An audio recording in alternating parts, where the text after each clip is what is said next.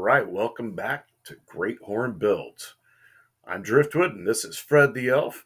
Today, we're going to be discussing the future of technology and the Reddit file. That's right, the Reddit file. If you haven't heard about it, somebody decided after blowing the whistle during the UAP hearings that they weren't taken seriously. So they decided to go to Reddit, like many do, and post the information there. Now, this particular post seems to have become a foundation within the EBO, UAP, USO, UFO community. And I think for good reason. Some of the information that this person divulges just blew my mind, and there's a good reason why. It seems to be extremely spot on with some of the technology that is coming out these days and has actually been around for quite a while. And I think this is going to answer quite a few questions relating to where our technology has come from and where we're going. So let's go ahead and roll the film. Please note that I will be vague in some places about any identifying information, credentials, locations, people, procedures, etc. I don't want to be identified and harassed. I have a professional background in anthropology. I also have some informal experience in philosophy, which unexpectedly ended up being the most useful of my skills on this project. Previously, I worked for a university in the western United States. For cultural reasons, students and faculty at this particular university are more likely to be selected for sensitive government work.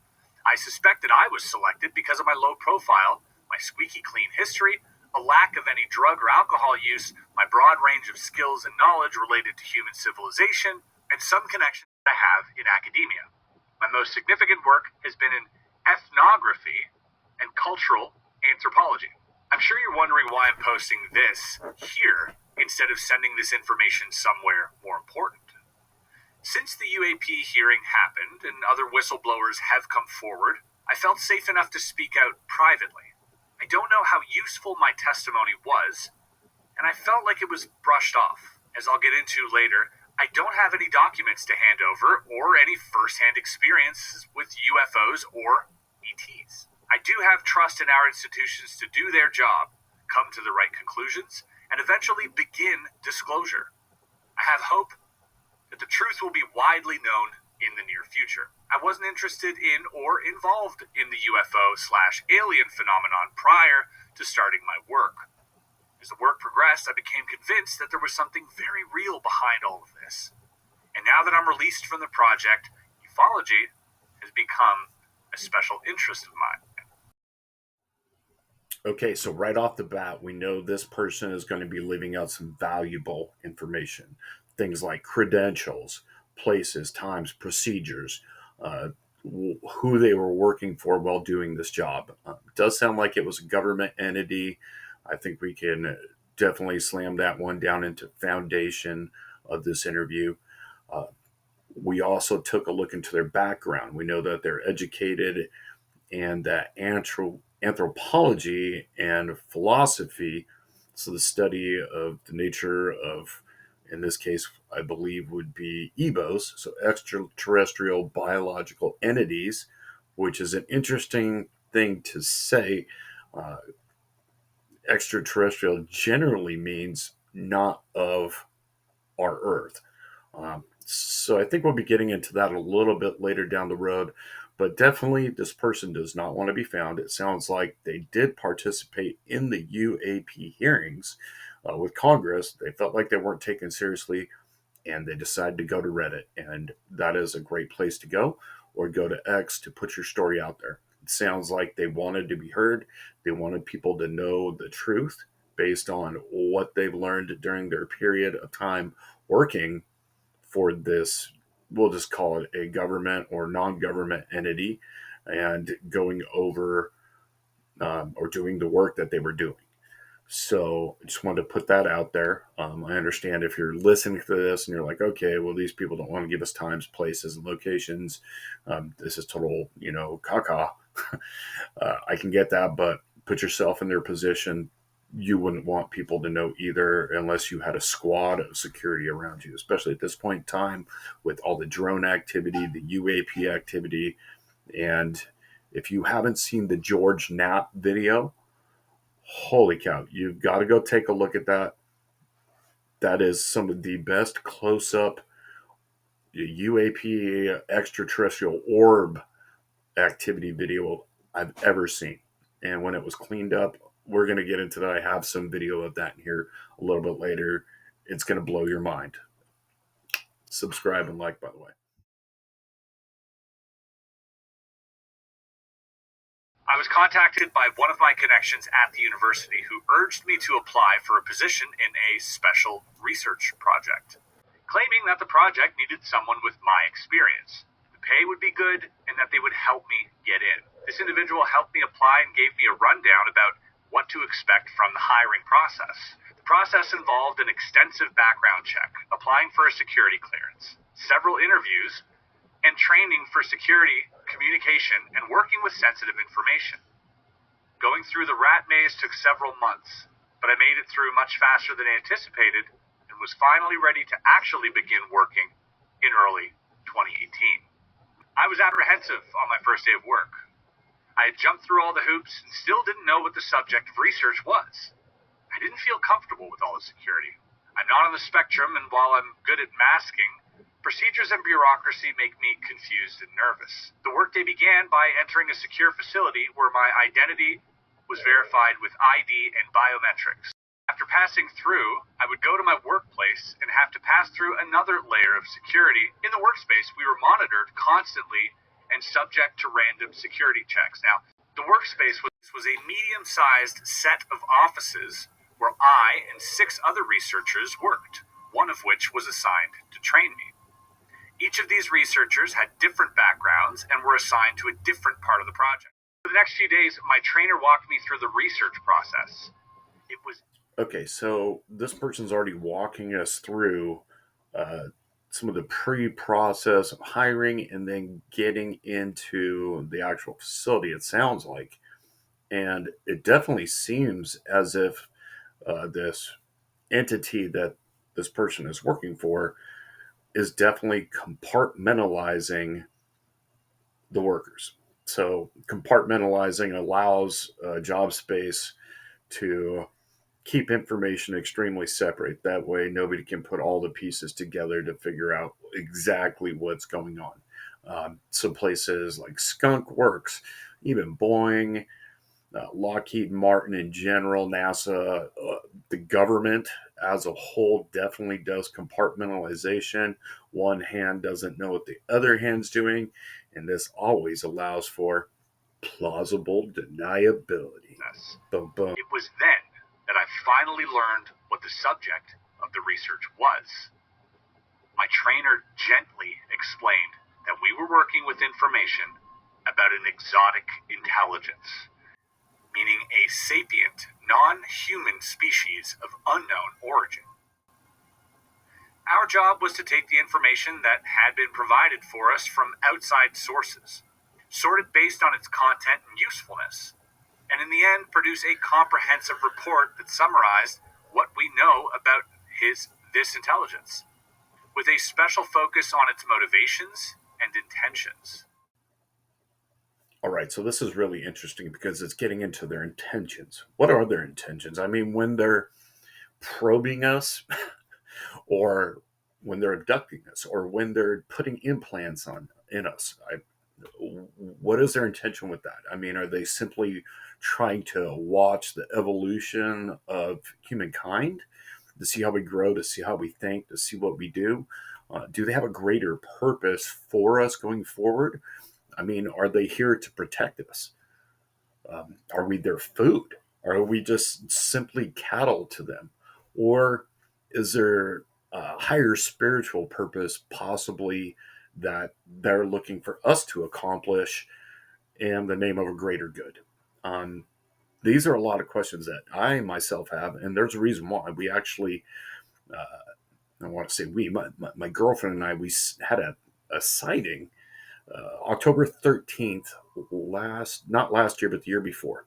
So 2023 in October. And I know this because the stepchild was coming up in a few weeks, and we had some friends over on October 13th, and it was Friday the 13th nonetheless. And we looked up in the sky and we saw, and both of us saw the same thing. We verified it off each other without giving details. Hey, what did you see?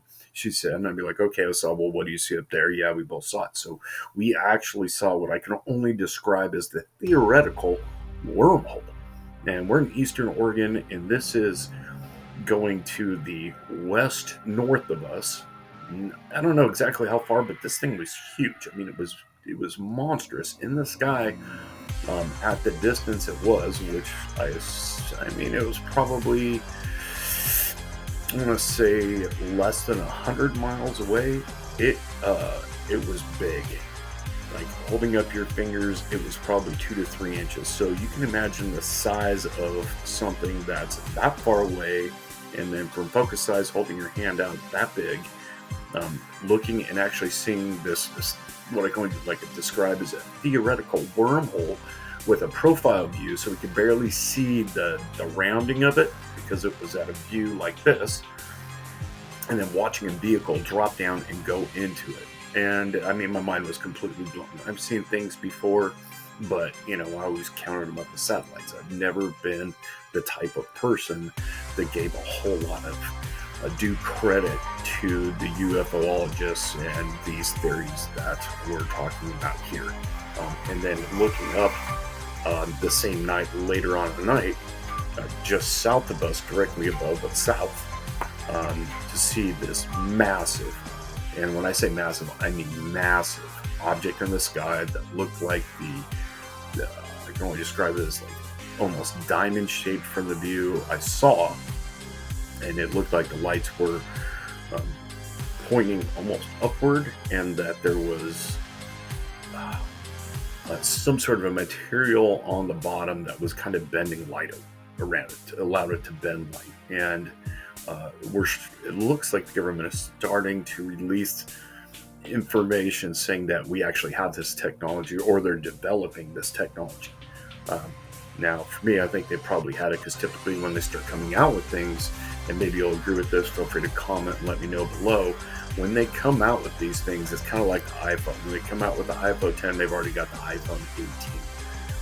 So they've already planned it. That's kind of the way the technology game works. So looking up and seeing this craft, and being the super smart person I am, bringing out not only my infrared camera, and looking up and putting lasers at it, but actually taking out my rifle and my scope to see if I could really get a good look at this thing up in the cloud line that was just huge, with these little, only can describe as like autonomous little orb-like vehicles coming out and going back in and doing something, after I decided to be a brilliant person and point my laser directly at it, which, by the way, it dead ended. When it hit it, it dead ended. The light did not go past it. It stopped. And then what happened 2.5 weeks later, which I will be getting into here in a few minutes, and it's going to blow your mind. But yeah, so my question is, what is their purpose? So when they probe us, or when they abduct us, or when they're doing implants, are they generally malicious, or is this something that they're doing to help us along? All right, so let's get back into it and see what this guy has to say, or this person has to say. This report could be used to brief elected officials in the future, and even the public. Origins. We know more about every other aspect of these beings than we do about where they actually come from. We do have some tentative ideas and speculation, but multiple hypotheses are still on the table. As I'll get into later, there's good evidence that life on Earth and these beings share a common ancestor. Our job is to keep an open mind and let the evidence lead the way, instead of falling for our own pet theories or cultural prejudice. The extraterrestrial hypothesis makes some sense, but it's not the only option. During work, my colleagues often called them aliens or ETs. In the interviews I've read, the interview subjects are vague, absurd, contradictory, or evasive when asked about their origins. Perhaps this is because we aren't in a position to understand where they come from, or perhaps there are problems with communication. Maybe they simply don't want us to know. Okay, so we're really getting into the meat of this now. It sounds like the interview subjects are being very much less than forthcoming about where they're from. Now, there is an alien interview clip that hasn't been debunked. A lot of people in ufology believe that this was actually a CIA release a while back just to kind of prepare, to let people know, yes, and to kind of lessen the blow, which is, ultimately the purpose of our program today as well, is to lessen the blow to humanity um, when this does come out in full force. Now, during this interview clip of this supposed alien, and who knows, I know the clip is really old, and we're going to play it actually in this video towards the end. Um, this this alien entity, or this extraterrestrial entity, actually says that they share a related ancestor of us.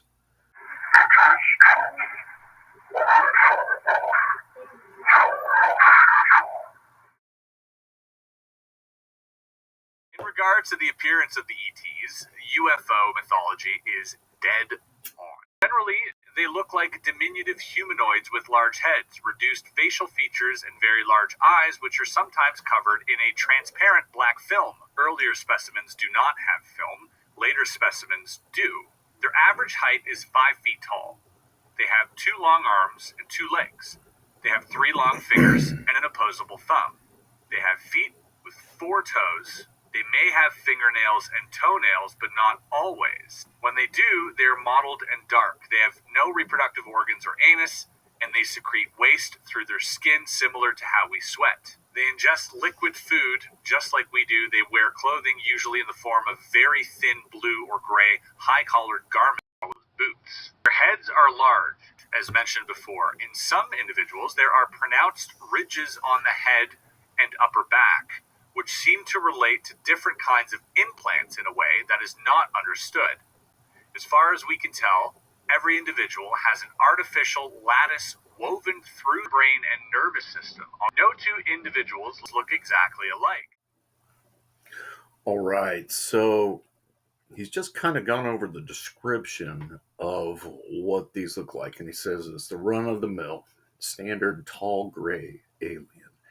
Now, this is one of the points I really wanted to get into. A little bit earlier in the program, I was discussing, um, well, discussing the wormhole, what we saw in the sky on the 13th of October, and how I decided so brilliantly to light it up with a laser. And then I was talking about something that happened 2 weeks later. So I'm going to get into that right now. So 2 weeks later, I'm laying in bed, and I had been doing the gateway meditations. Now, I was past focus 10, and I was working on calming my body. And this is something I've been doing for several months, constantly every night, going through the gateway process, doing my meditations. This is part of my rehabilitation after an injury from 4 years ago. I actually almost lost my life, and it took, I still am nowhere close to being the person I was before. It came with a whole lot of issues. So this meditation I found very, very effective for calming my mind and getting back on track to some degree of what the new normal is for me. Now, the meditation part is nothing new for me. I've been doing meditation for, I'd say, probably about 18 years, extremely deep meditation. We'll get into that on some other show. But, so, we've got October 13th, 2023, the object in the sky. I came out, pointed the gun at it with the laser, and then, a couple weeks go by. It's a Sunday night, once again, about 10:30 at night. That's usually about the time we're getting ready to go to bed. I roll up into bed and I'm doing my nighttime meditation. And I was in it for probably about 30 minutes. And this is the kind of crazy part. When I was coming out of my meditation and I opened my eyes and I'm in my bedroom in my bed, the girlfriend's next to me. I open my eyes and one of these EBOs, absolutely 100% seriously, is right in front of me, closer than 6 feet away. When I looked and I saw this thing, it had the normal big head, massive eyes, skinny, muscular body, and it was tall. It wasn't short like they're describing. It was probably about 7.5 feet tall. Definitely had that crouched over body. I actually drew a picture of this thing a few hours after this event happened that night. And this is my best recollection of it. When I saw it, it seemed like it had only two toes and maybe a smaller one in the back, but they were big nubby toes, and it looked like they were together. And this seems to fit with the description that's coming in here. It definitely had the big head, the long skinny body, the black eyes. Now, I could never really describe the skin that it seemed to have. Now, when I saw it, it looked black. And listening to this is actually what really got me into wanting to go over this Reddit report, is the description of the skin. It was this black transparent skin, but it almost looked like it had scales, but I couldn't describe it. And it was absolutely 100% like a honeycomb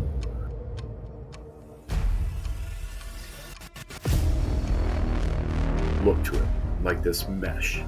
And it actually gets into it a little bit further down the road here, that this is something interwoven, and that is what grabbed me. Was when he described the skin,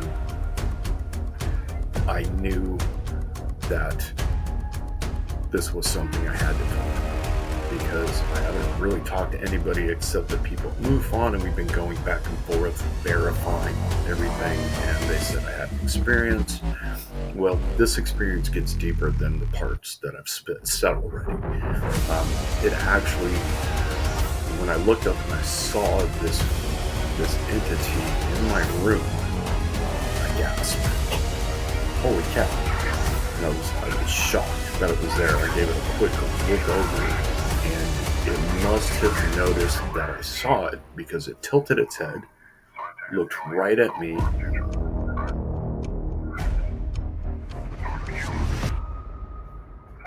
When it looked at me, the eyes in the very center turned to a bioluminescent green. It opened its mouth, and then at that moment, I wasn't able to move.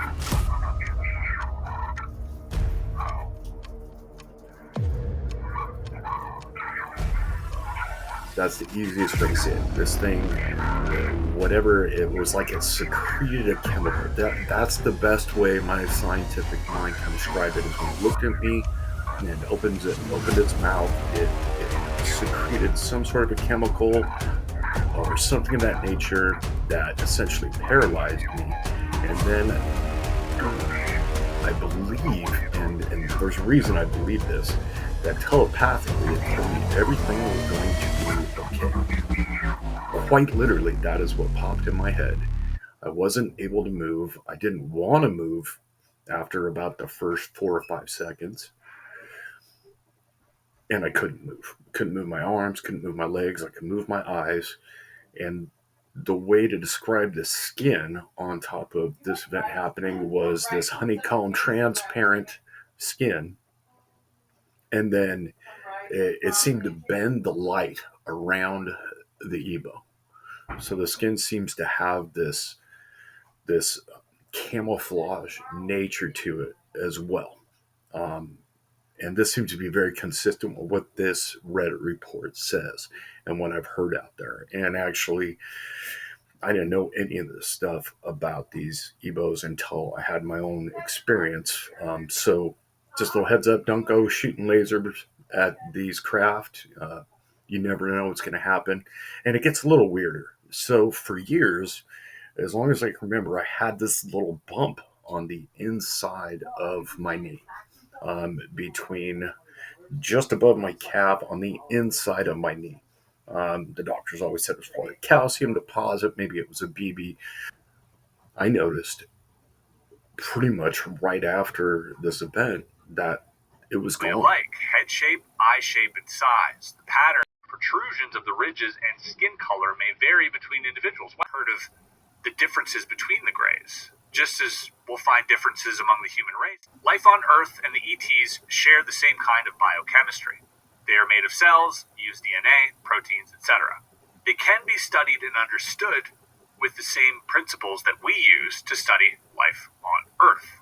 This is fed into speculations about their origins. The most conservative hypothesis is that they share our biochemistry because they also originate from Earth. But there are other theories. Life on Earth and wherever they come from could both be descended from a common ancestor. Perhaps life everywhere in the universe shares the same biochemistry. The striking similarities between their anatomy and the human anatomy lead me to wild speculation about whether the individuals we see are specifically designed to resemble humans in order to facilitate interaction. There is a small collection of biological material that has been retrieved from craft that shares no resemblance to humans and defies description. This material is like a web of nervous tissue which is interlaced into the structure. All right. So I needed to take a little breather there and step away. Apparently that affected me a little bit more, and yeah. Okay, so back to it. So he was talking about the structure of the craft, this web, this hexagonal or honeycomb like web. Now, during my visitation, this black um, suit or outfit or whatever it is that this thing was wearing, skin tight. It wasn't baggy, and it seemed like it was actually more of a membrane. Um, that hexagonal design was in it. So the idea that this person is talking about the craft having this same technology woven into the craft, that this suit, this membrane that the EBOs wear, wow, that's easy. The connection between the two is big. Now we're going to be moving forward into the technology part of it, and this is where it gets really interesting. Now, growing up in a family of aerospace engineers, and my stepfather being a composite scientist, I've been aware of this honeycomb structure that Boeing has been using for quite a long time. I remember my mom, when I was a small child, bringing home samples of this, figuring out the enlayment skin and the gluing technology and stuff like that.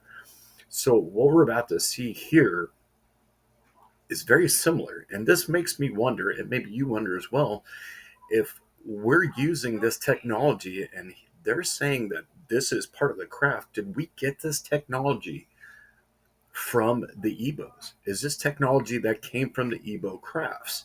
And if so, was it something that was given to us? Is it something that crashed?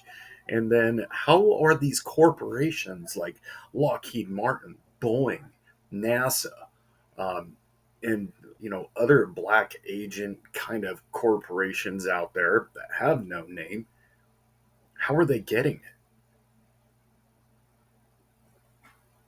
Let's find out. We'll be able to grow or make a structure that, say, is the skin of an aircraft, that inside of that is also contained the sensors or the energy storage or many different multiple functions. New materials that are on the lab bench right now, they can literally change shape on command. They can become almost a muscular material. We could have an airplane that optimizes its shape for the different flight conditions.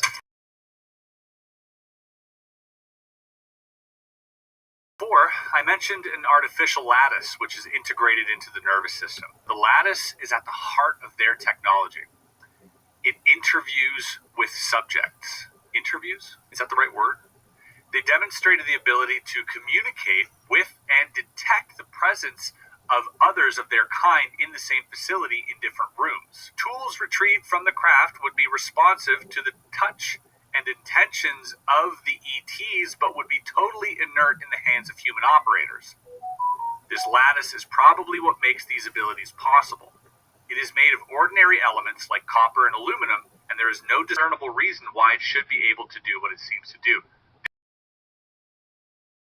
We were allowed access to documents that describe the capabilities of their craft as well as eyewitness encounters, but we were not allowed any data that would explain how their propulsion systems work or about anything regarding the reverse engineering of the craft. The reasoning behind this is obvious. The special interests involved have begrudgingly begun to accept that disclosing the existence of the intelligence is necessary over the long term, but the one thing they refuse to do is relinquish their monopoly over exotic technology. My gosh! Element 115 was what we would call the fuel, what provided the power for the reactor to work. Element 115 affects gravity. Element 115 produces its own gravitational energy. The resulting gravity wave creates a distortion in front of it, allowing the craft to slide forward. And that's how it proceeds.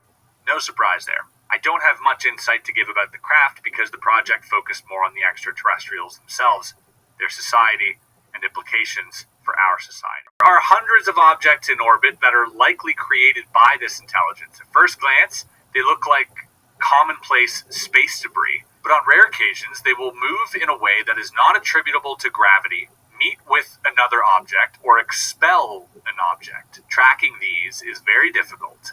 The most commonly seen objects are large reflective orbs or pills that move at high speeds. Usually, they are only seen for a second, but on other occasions, they follow aircraft, hover over sensitive locations in strange illogical ways, and even suddenly disappear. At night, these orbs sometimes emit orange light. Although other colors can be seen, these objects have been seen submerging into the ocean as well as other bodies of water. There are egg-shaped craft which move in more predictable ways, although they move much faster than man-made aircraft. We were allowed to have a lot of information related to these. These craft are most likely to fail, and they are manned. Biological material and even living organisms have been recovered from these craft. These are the most interesting to me, as they contain occupants, living spaces, and large rooms full of equipment. We speculate that these are surveyors or scientists. In one particular case, a craft of this kind contains samples of Earth biota. There are no control panels or any kind of obvious mechanism for controlling the craft. This kind of craft has unfortunately become more uncommon over time. The classic flying discs and crescents have the greatest presence in popular culture, but they are not the most common object. These are speculated to be stealth vehicles that are used for reconnaissance and research. On many occasions, these have landed completely empty. Because of my past work, most of my work on the report was related to actual interviews that had taken place with ETs. They were retrieved from crashes, but also from landings, where the craft seemed to have landed on purpose and the beings came voluntarily. Reading these was very surreal, and I expect the context of these interviews is a part of the reason for so much secrecy. The way that they were treated was inhumane and very unethical.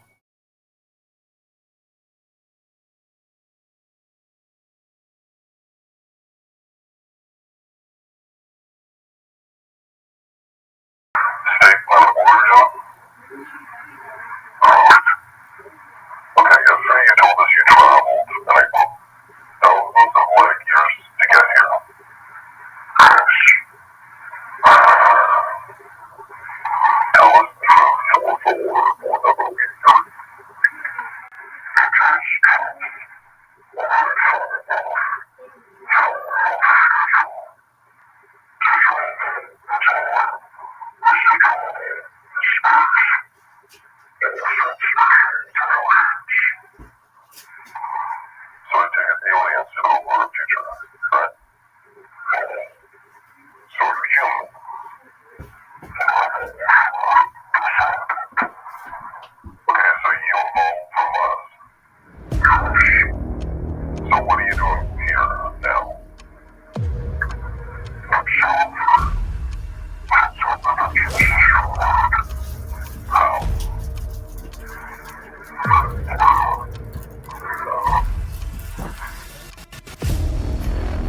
guys, well, I hope you enjoyed the video. That was the interview. Well, so drawing on past experience and then finding this video is what led me to create this and put this together. And I want to put out a special thanks to every video that I snipped and clipped, wrapped, added to this video to make it possible. I'll make sure I do my best to give individual thanks when I do the description. If you like the content, don't forget to subscribe and like. It takes a lot of effort to put this out, and I'm happy to do it. I'd love to be able to do that. And keep looking up to the sky. Drifted in.